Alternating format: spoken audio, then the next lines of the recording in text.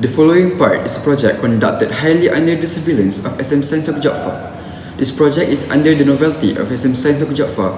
It is not to be under any circumstances used without permission and credit. Sit back, relax and enjoy.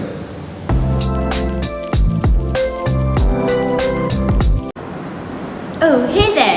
Hi, I'm UMAIRAH binti NURUL FADZLI. You can call me Dia. Hey, welcome! My name is KAMILIA binti SALLEH, but people here call me Lisa. Hi, my name is MIKHAIL IMAN bin FADZLI, or MIKHAIL for short. Nice to meet you. My name is FIKRI bin ZAKIR. You can call me ALIFF. Assalamualaikum and a very good day will be to all of you. Inventions such as new tools, devices, processes, and medicines provided significant benefits to society. These creations help the world and its inhabitants in a multitude of ways, like helping people live longer, communicate with their loved ones, heal, learn, and increase convenience in living.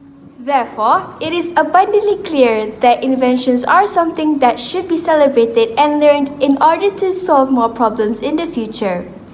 This year, Malaysian International Young Inventors Olympiad 2022 have given a chance to Sekolah Menengah Sains Dr. JAAFAR to take part in contributing in our role as young inventors. Thus, here we are, Team Madilia, bringing to you Project Vegan Leather Minion and Cuero, using banana waste suitability in making leather for better ethical and environmental state of the world.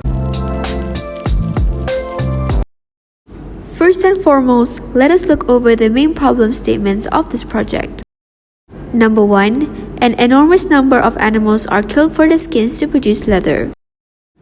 Number 2. The process of tanning animal leather wastes a lot of water and pollutes the environment. The tanning of leather uses harmful chemicals like chromium, which are detrimental to workers' health as it has cancer-causing abilities.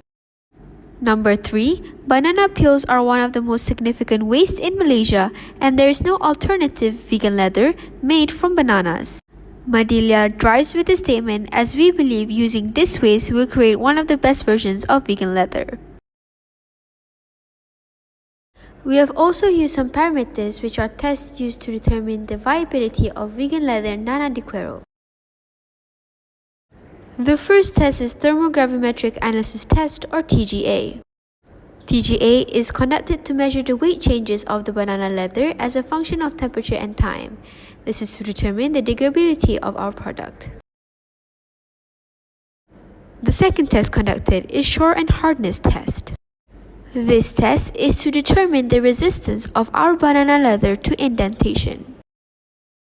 The third test conducted is Tensile Test. Tensile test is a test to determine a polymer's mechanical performance. The test was handled to measure the ability of our vegan leather to resist tearing during tension. The last test conducted is Tear Test.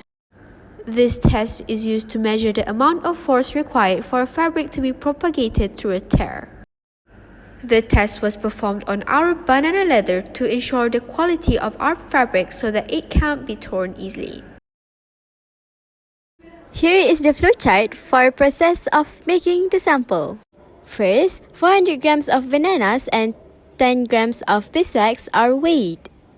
The bananas are then put into the food processor. A teaspoon of cinnamon and 100 ml of distilled water are put together with the bananas. The mixture is then blended and 3/4 of a lemon is squeezed into the mixture. The beeswax is melted using a double boiling method. Once it is fully melted, the banana puree is then stirred together until it is fully even. The mixture is transferred into a pot and simmered on a low heat for 20 minutes. After letting it cool for a few minutes, the mixture is added with 1/4 of phenoxyethanol. The paste is then poured onto the tray and spread it out evenly. The oven is heated to 40 degrees Celsius and the tray is put into the oven for 12 hours.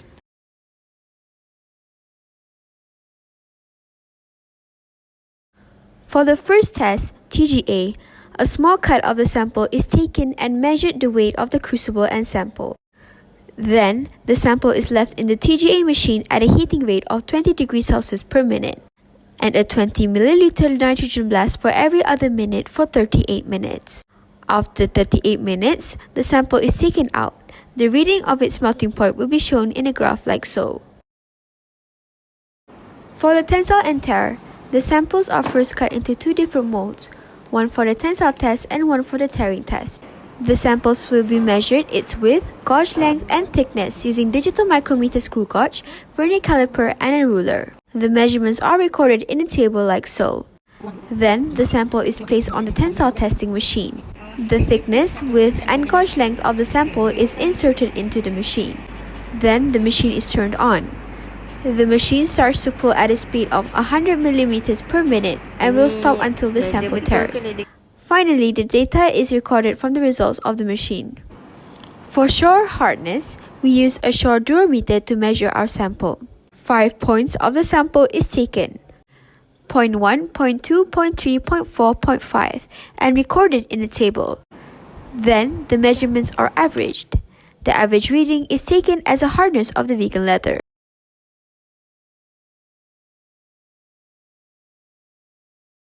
In the test, 5 samples are used, which are original cow leather OL as our benchmark, first batch of banana leather 1BL, second batch of banana leather 2BL, second batch of banana leather in a silicon tray 2SL, and second batch of banana leather in a circle tray 2CL. Based on the test, the results are shown in the following tables. First, the thickness of the materials was determined by surveying the prepared microscopic cross-sections. The samples 1BL, 2BL, 2CL and 2SL appeared very thin, and in contrast, OL is very thick. In consequence, already from the results of the thickness measurements, significant differences in the material properties could be expected in tensile strengths and tear-resistant properties. The best sample produced is 1BL with the highest tensile strengths and tear-resistant among other banana leather samples. Table shows the comparison between the original cow leather and the marketed vegan leather. According to the data, the banana leather product is better than the marketed vegan leather in terms of tensile and tear resistance.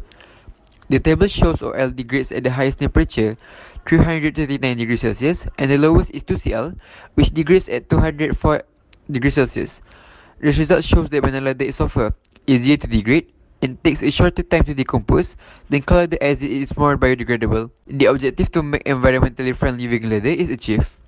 This result shows the highest durability of the sample is OL, and the sample with the lowest durability is 2SL.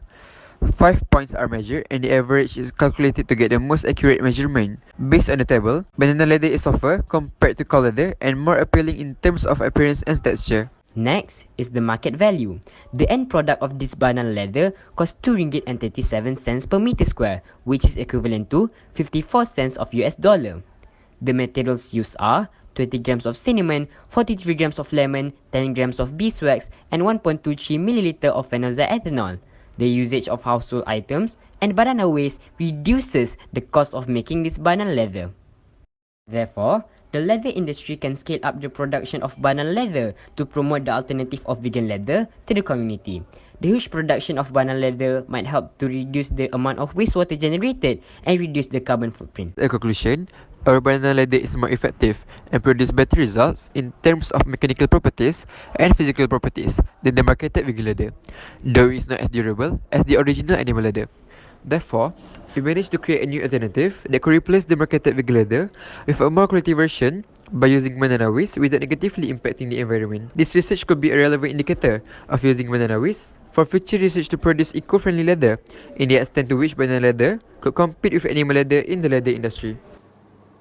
Thank you, viewers, for staying until the end of our video.